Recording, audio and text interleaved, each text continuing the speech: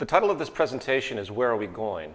This is actually the second part in a two-part series. The first one was done in London called Where Are We Now?, which dealt with the financial system and other attributes you might be familiar with if you follow the work that I do with the Zeitgeist Movement, which is the activist and communication arm of another organization called the Venus Project. More on these organizations as we go along. Part 1, Evolutionary Baggage. Roughly 10,000 years ago, the human species stumbled into a new social paradigm, which is now referred to as the Neolithic Revolution. During this time, it appears we began a transition from predominantly egalitarian societies consisting of hunters and gatherers to an agricultural revolution where deliberate cultivation of food replaced the more passive finding of food sources, hence allowing for much more control over production. At the same time, there also seems to be a major push in the advancement of what we call technology today. Stone tools were advancing, which eventually set the trend for the Bronze Age, which used the forging of more malleable copper, and then the Iron Age, which enabled more strength, so on and so forth. I think we know all these patterns. Since this period, we can look back and recognize a constantly increasing rate of technological development. In fact, it appears to be an exponential increase. This graph here, made by Ray Kurzweil, shows an exponential increase of the mass use of inventions, specifically communication technology, computer technology, and the like. Next to it is another chart which shows a history of technological invention and the amazing rate of progress in general. I think it is safe to say that this evolution of technology, and hence science itself, has been and continues to be the fundamental catalyst for progress and change. It is by far the primary factor driving the development of human civilization, not only in the facilitation of achieving specific ends, but also in the more subtle manifestation of our belief systems, philosophy, frames of reference, and essentially how we interpret the world around us. The scientific method itself is a form of technological tool, and its application has continually advanced our understanding of the world around us, facilitating constant change. Unfortunately, cultural beliefs that we all share, traditions, are very rarely in tandem with the socially progressive nature of science and technology. This is termed culture lag. This stems from social identifications with existing traditional values and established institutional practices. These emotional identifications, and I apologize for this graphic, but I couldn't resist, these emotional identifications are a source of comfort for us. In fact, I have an anecdote. When I was coming here from the airport, I saw the Amish. They have evidently lived nearby, and they were driving on the street. It was nighttime. What did they have? They had electric lights on their horse and buggy. I'm like, hey, that's cheating. The thing is that it's really difficult for any traditional establishment to really keep moving forward without eventually giving in to the beauty of the advancement of technology and what it can do for us. As a classic example of this phenomenon, which I'm sure many of you have heard before, was when the Italian physicist astronomer Galileo first presented evidence to the political institution of his time and region regarding the Earth revolving around the sun. He was met with deep threat and deep opposition by the political religious establishment, for it was very much contrary to their religious texts and hence traditional identifications.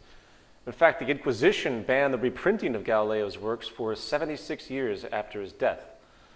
The reality is, institutional establishments, meaning institutions of both traditional codified thought and institutions with societal influence and power, meaning philosophy dogmas on one hand and corporations and governments on the other, each have a high propensity to engage in denial, dishonesty, and corruption to maintain self-preservation and self-perpetuation.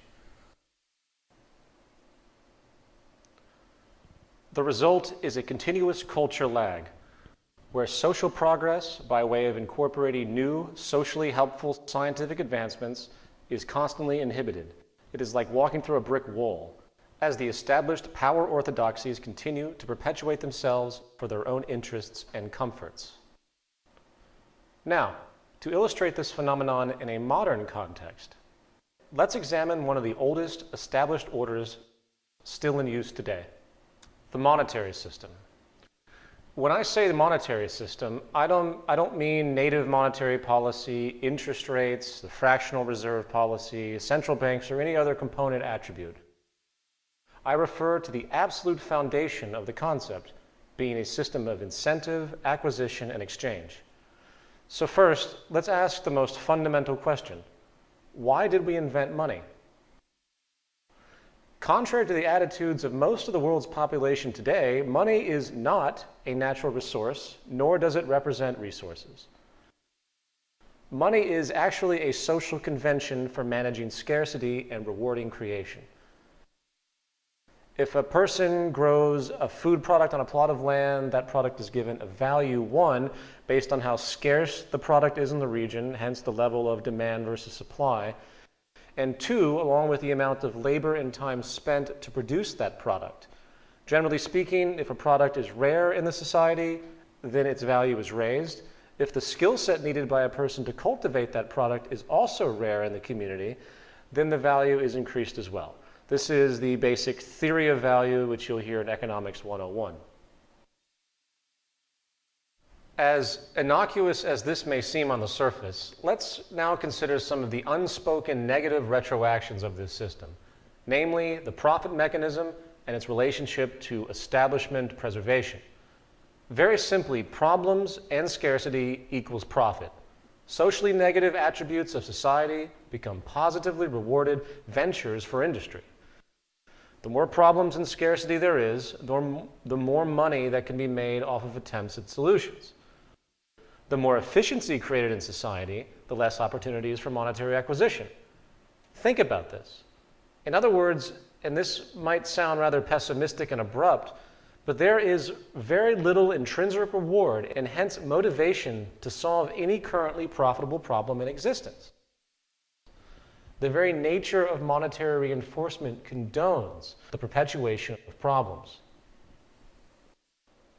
For example, energy is the cornerstone of our society. You would think that scarce and depleted oil supplies, which is a common speculation at this point in time, peak oil, would be a dire concern given our current social dependence, posing nothing but negative connotations. No, not in the short term. There is nothing the oil companies want more than consistent scarcity. The 2007-2008 speculative bubble in oil, which shut down schools, school buses, and caused immense hardship for the lower classes for both home heating and transportation, is a classic example. If oil companies know that they can make more money by having their items scarce, the propensity to deliberately limit production and disregard social concern or simply be dishonest outright about available resources is very high. The same goes, unfortunately, for every other socially dire problem, such as environmental pollution. The more polluted our water tables and taps become, the more industry can compensate by offering profitable solutions. This creates a perverse reinforcement of indifference to environmental concern by industry. For the more damage there is, the more money that can be made. It is simply how the game is set up, and the psychological ramifications are sick and profound. Let's consider the medical industry, which should be one of the most altruistic and progressive institutions we have, as our quality of life often depends on it. However, we need to realize the simple reality that the medical establishment, with its millions of employees, thrives off of the sickness of the population. The more problems solved in the realm of disease, the less money that can be generated. For example, the cancer industry. This is a massive, multi-billion-dollar a year industry, a trillion-dollar industry, with a very large number of people in employment. Suppose for a moment, hypothetically, that a cure for all cancers was somehow achieved, and the method of treatment was simple and easy. In other words, there was no longer a way to make all of this money off of the illness by the medical establishment. Do you realize what would happen to the economy, to the medical institutions, if that particular problem was actually given a viable solution? And when you realize that, do you really think that the intent is to cure this illness? It's something to think about. And it would also lay off tens of thousands of people. I mean, keep in mind, it's an establishment.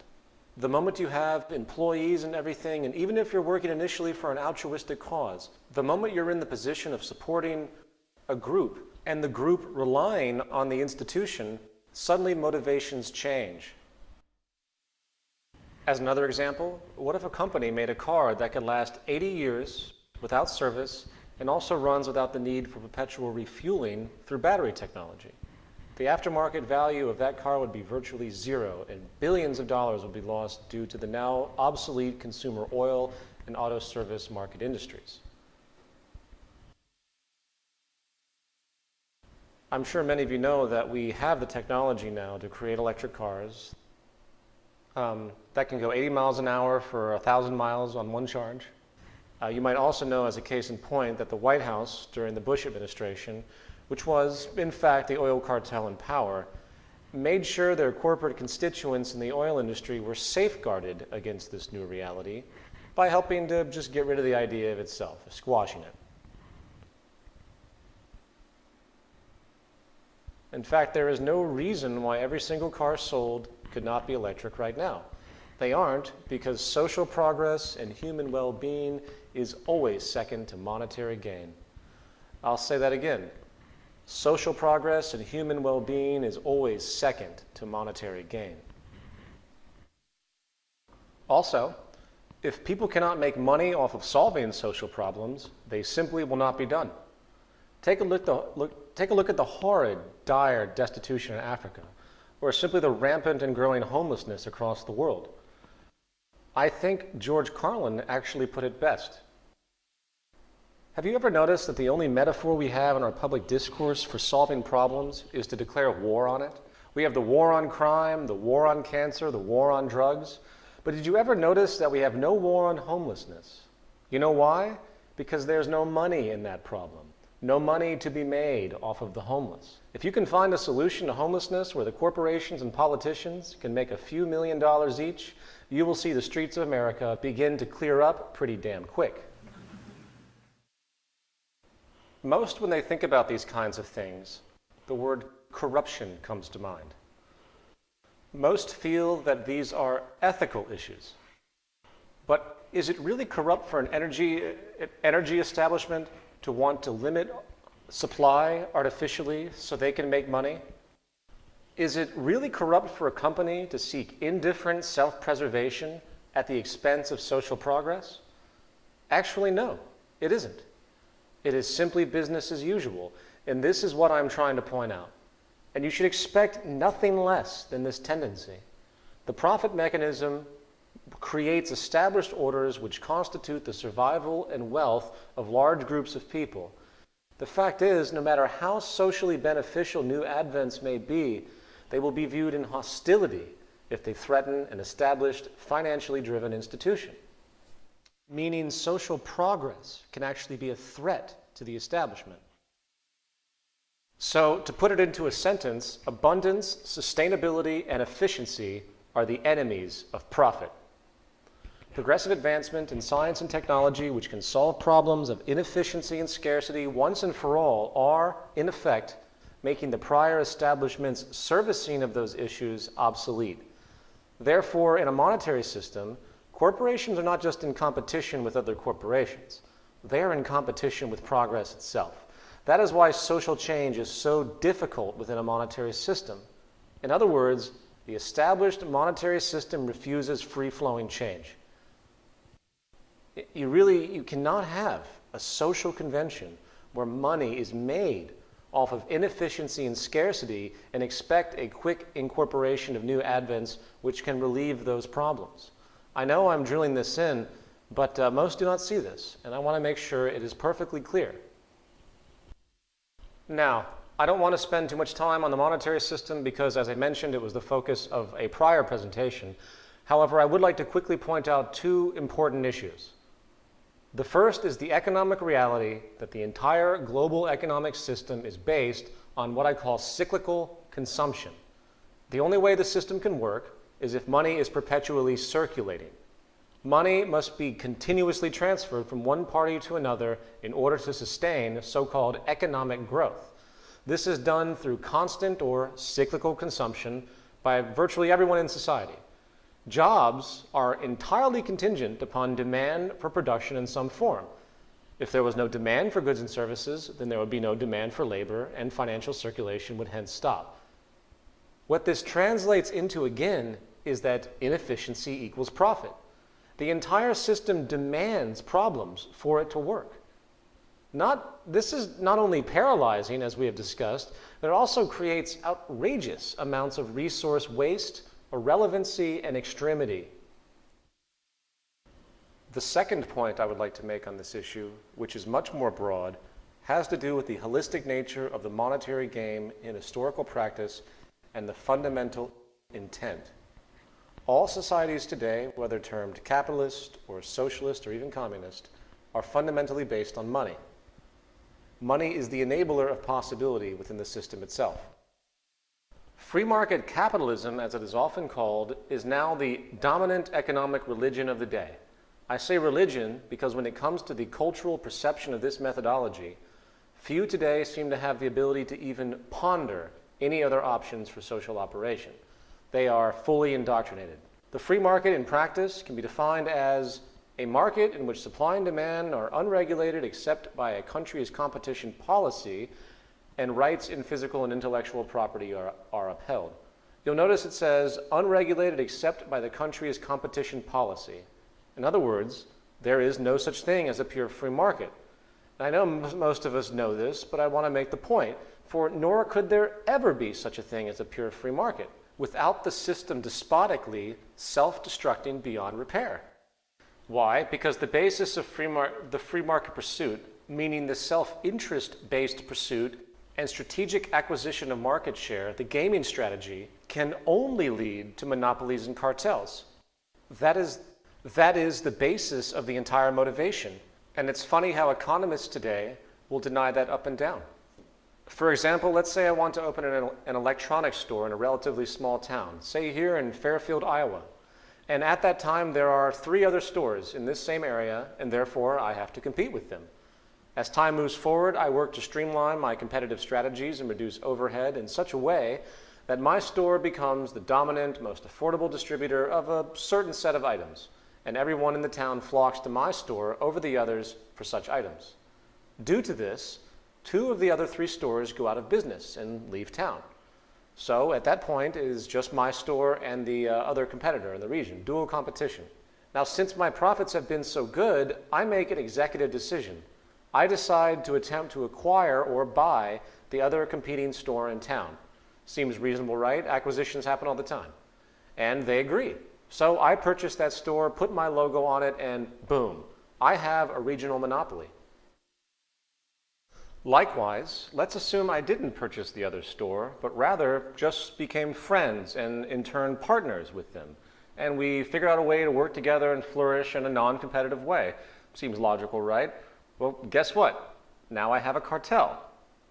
In other words, business is based in part on a gaming strategy to win market share and hence profit. Therefore, it is a natural gravitation to seek dominance in your sector or industry. And the highest level is monopoly and cartel.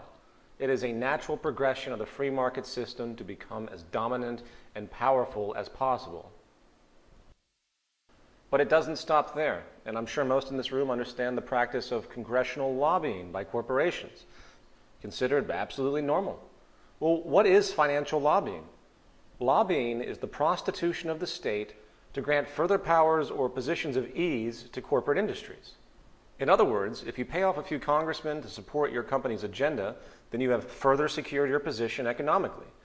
The same thing goes for campaign contributions. Now, people say that's corruption. No, it's not. It's the free market at work. What else do you expect? There is no such thing as an objective government in a monetary system. It is impossible.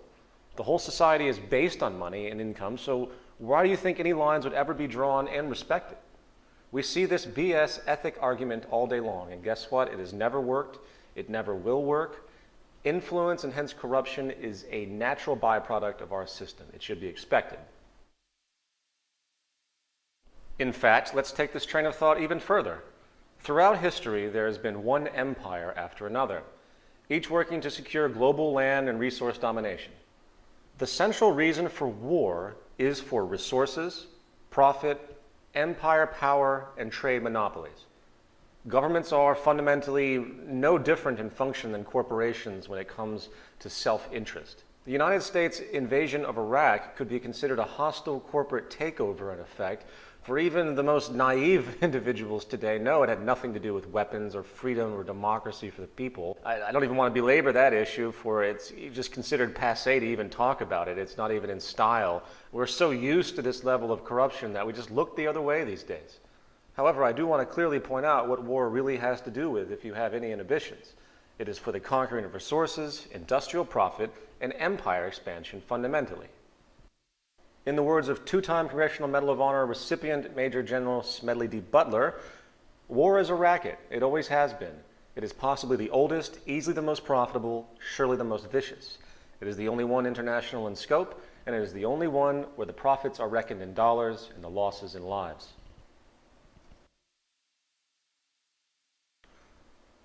Now, it's important to point out that today the pursuit of profit in the market system is generating a different form of empire, a corporate empire, based on merging economies through trade agreements. It's called globalization. I think Jim Garrison, president of the State of the World Forum, put it quite succinctly. Taken cumulatively, the integration of the world as a whole, particularly in terms of economic globalization and the mythic qualities of free market capitalism, represents a veritable empire in its own right. Few have been able to escape the structural adjustments and conditionalities of the World Bank, the International Monetary Fund, or the arbitrations of the World Trade Organization. Those international financial institutions that, however inadequate, still determine what economic globalization means. Such is the power of globalization that within our lifetime, we are likely to see the integration, even if unevenly, of all national economies in the world into a single global free market system, hence empire. To put it gesturally, the propensity of the system is to create world monopoly. That is the gestural natural gravitation of the methodology and philosophy of the free market ideology itself. That is what the psychology sets up. I hope that's clear. It is based on strategic domination, and I think it's time people finally awaken to this. It isn't based on freedom, it's based on conquering. The core basis of social functionality in our society is inherently despotic. There is no such thing as an ethical transaction. Again, ethics and competition are incompatible. For the basis of seeking differential advantage for personal gain is wholly unethical in any civilization, leading perpetually to conflict and exploitation. Dishonesty is the mode of operation at every level, whether you realize it or not. And frankly, how anyone in their right mind could ever rationalize that a balanced, peaceful, sustainable, and productive world could ever come out of open competition, hence open warfare, from individuals competing against each other for work, to corporations battling each other for market share, to governments competing against each other for global economic dominance, is beyond me. We live in a paralyzing, detachment-promoting, self-serving system which generates parasites and prostitutes. Each one of us, due to the very nature of the monetary game, is forced into a position of submission, either to an employer, or a client. The basic goal is monetary acquisition, not service to social progress. We leech and exploit. Sadly, the only cooperation you'll tend to find these days, or actually ever since the system was created, was when there was a common enemy, meaning when a particular group works to fight against another, hence one corporation working to fight against another corporation. Advantage is dishonesty, and I hope everyone thoroughly understands that. Moving on. I would like to address some other culturally common attributes of modern society, both institutional and ideological, which are rarely thought about in a holistic sense. This is going to be a little bit abstract, but I would like to show how the integrity of these current conventions are either outdated, polluted by the monetary system and self-interest, or are simply ignoring the root causes of the problems which these conventions are attempting to solve. The 4 points are: 1, laws, rights, and paper proclamations. 2, security.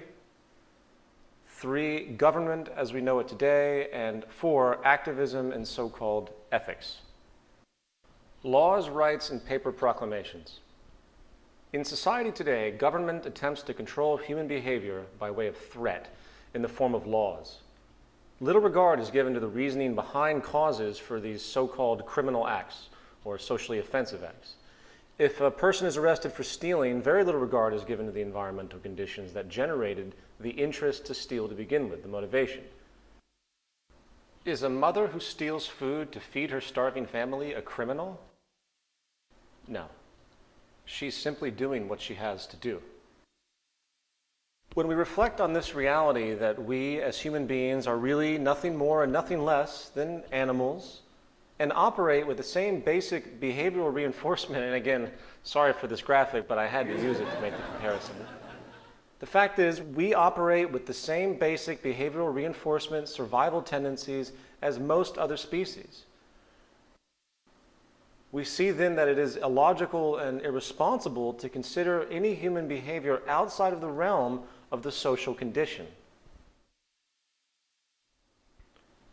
In the early 90s, a study was done called the Merva-Fowles study, which found that a 1% rise in unemployment in major US cities resulted in a relatively substantial increase in crime.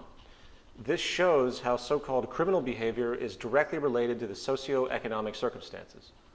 It should be no surprise that the great majority of people in prisons come from deprived socioeconomic positions.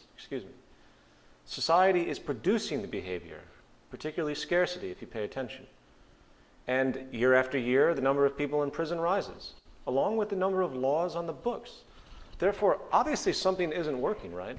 Something is not working. Something is wrong. If society was progressively managed with the intent of collective human well-being, then we should be seeing a constant decrease in crime and prison populations, a decrease in laws. In fact, the goal of a productive, stabilizing society would be the intent to eliminate the need for prisons, police, and everything we have just mentioned altogether.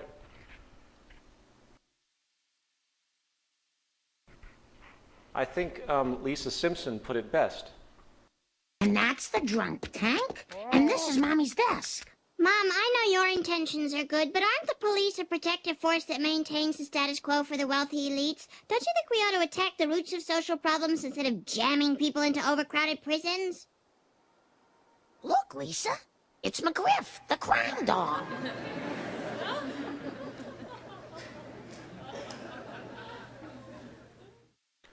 This brings us to the concept of security now. Since 9/11, security measures across the world have gone berserk with irrationality. The public at large, especially in America, is now neurotically obsessed with security. The solution to violent human behavior is evidently more police, more cameras, and less freedom and liberty. I hate to break it to everybody, but if somebody really wants to kill you, or blow up an airplane, blow up a shopping mall, or do anything they want, essentially in the form of violence, release toxic gas in the subway, they will find a way to do it. No form of security will ever stop that. Therefore, the logic is wrong. It is impossible, and the whole basis of security as we know it is the absolute reverse of the application that's required to solve these types of issues. True security comes from solving social problems, addressing the environment and reasons, or the neuroses and distortion of the human being. This is a chart covering the last 200 years. The y-axis shows life expectancy, and the x-axis shows income adjusted for inflation. Each bubble is a country. The size shows the population, and the color shows the continent. The key is in the top right-hand corner. You will notice that in 1800, life expectancy was under 40 years of age in all countries, and income was less than $3,000. Now, what I want you to pay attention to is the trend of disparity, particularly in income, as we view this chart through time.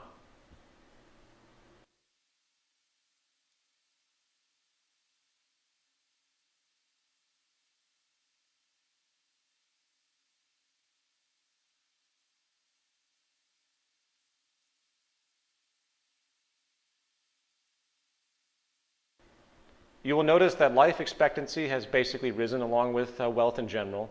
But what do we see mostly? What do we see? What stands out? We see a tremendous and growing economic disparity. Africa, for example, is just left in the dust by the Western nations.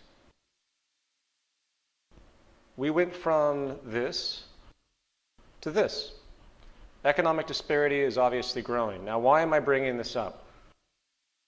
There is some research that's been done by a few parties, one being Richard Wilkinson of the University of Nottingham in the UK, which has shown a strong correlation between crime and income inequality. Not absolute income, but inequality itself.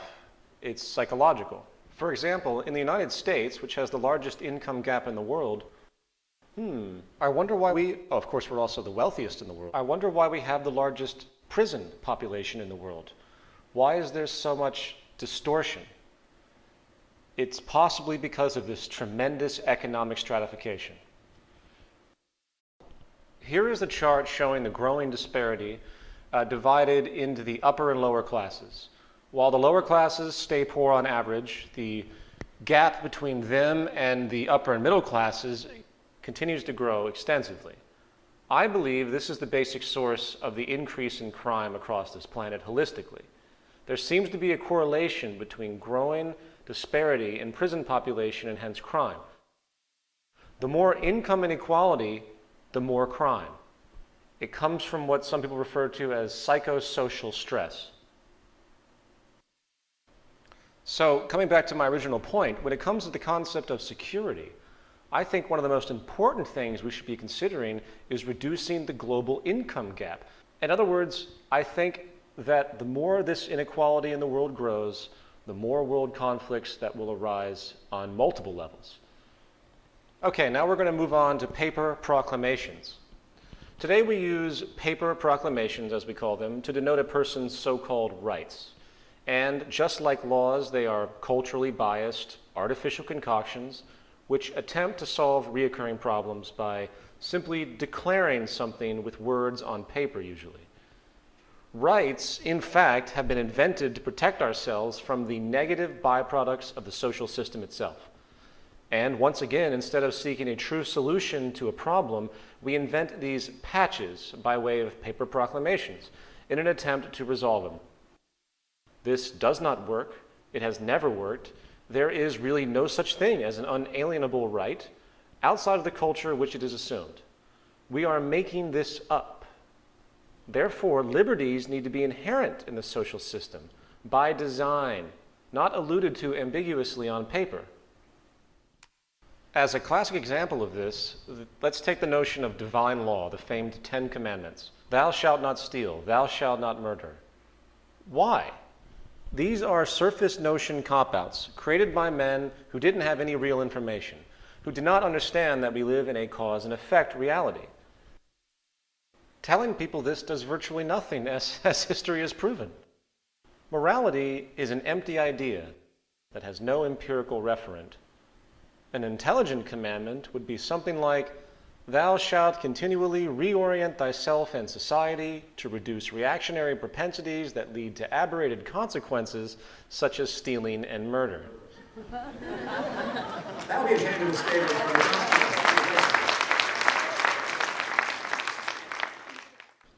The same surface irrelevancy applies to any constitution or Bill of Rights of any country on this planet. In the Bill of Rights of the United States, there is an attempt to secure certain freedoms and protections by way, again, of mere text on paper.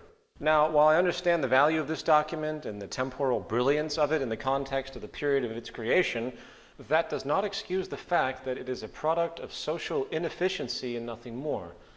In other words, declarations of laws and rights are actually an acknowledgement of failures of the social design.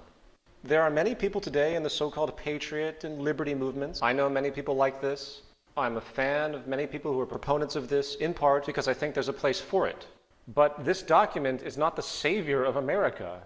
Some people seem to believe that the United States had some magical position at one point or another, perhaps where we slaughtered all the Mexicans and Indians to steal the land, or the fact that when the Constitution was written, only white, property-owning males, which is about 10% of the whole population of the nation, could actually vote. This is government by the people? Moving on, let me demonstrate what I'm talking about here. The Fourth Amendment details how people have protection from unreasonable searches and seizures. This statement is basically qualified by the termed notion of probable cause in the amendment. What is probable cause? The only way to figure this out is to find a legal working definition that is culturally accepted. A common definition of probable cause in this context is a reasonable belief that a person has committed a crime. Okay, so qualifier is now reasonable, right? Reasonable, okay. This is often defined as fair, not excessive or extreme. Well, okay, then I guess we have to move on to the word excessive. You see my point, I hope. It is meaningless semantically, therefore it cannot be trusted.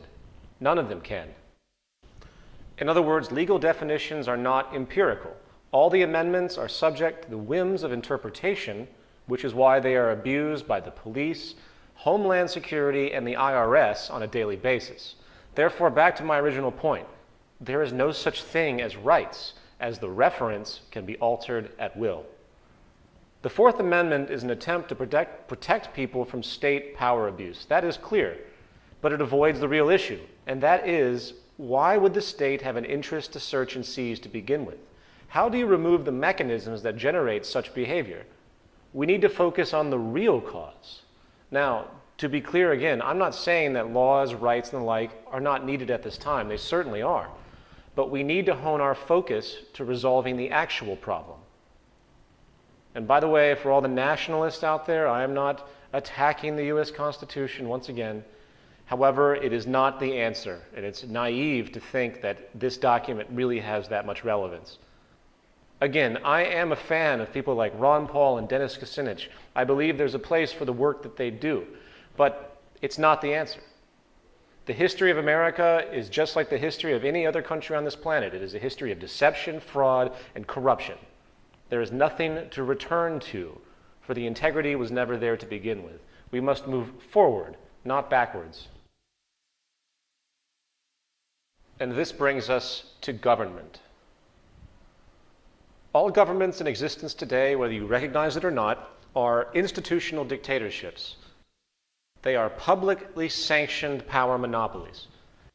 And democracy, as it is practiced today, is simply a game that is played, I'm sorry, but it's simply a game that's played to give the public the illusion of control.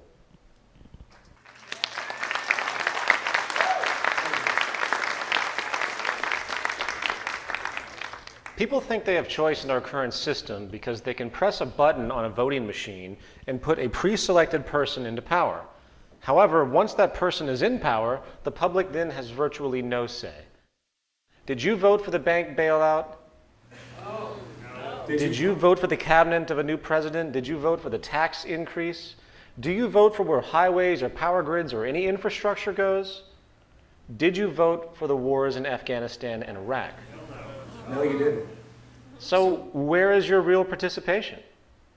In part 3, we will discuss how a true democracy actually would work, and it's not the election of people, it's the election of ideas.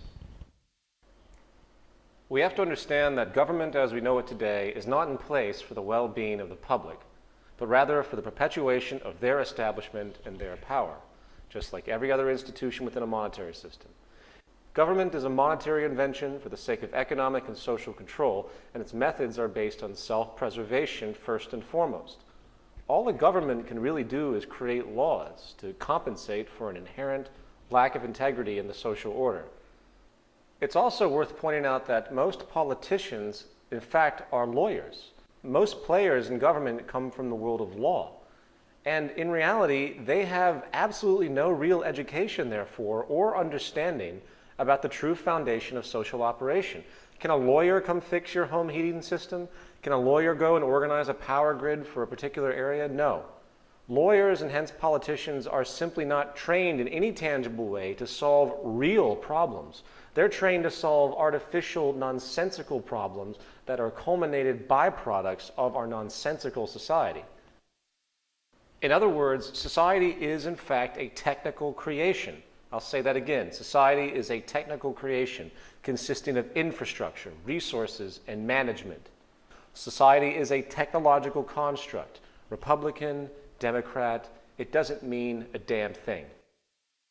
If you really want to see a society that works, you have to begin to realize that science and technology is the overarching element that governs the entire mechanism of social organization.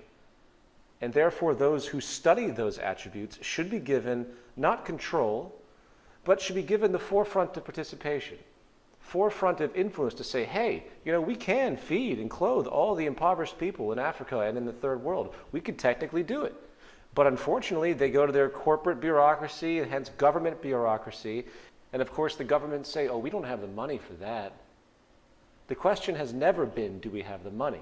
The question has always been, do we have the resources and technological know-how? Now, the final issue I would like to cover in this section has to do with activism and the traditional patterns of activism we have seen historically across the world. In the world today, there are countless well-intentioned people and activist organizations making a lot of noise about the rampant problems and injustices in our world. Yet, unfortunately, as you tend to find, very few offer any real tangible long-term solutions. Those that do offer solutions, however, almost universally frame those solutions within the pre-existing social establishment. Their tactics tend to involve new legislation, and of course, they always demand ethics and accountability. Very little regard is given to the root structure of our system. Battling and protesting corporate organizations, corrupt corporate organizations, and seeking money from society in an attempt to curtail such trends is a typical path that is taken. It is a very respectable path in general. However, it is not going to create long-term change. I'm nothing but pleased to see something like this, but does that really do anything? When it comes to social corruption, poverty, environmental disregard, human exploitation, and most personal and social turmoil in the world today, the great realization is that most of these problems are not the result of a particular company, some nefarious elite group, or some government legislation. These are symptoms of the foundational problem.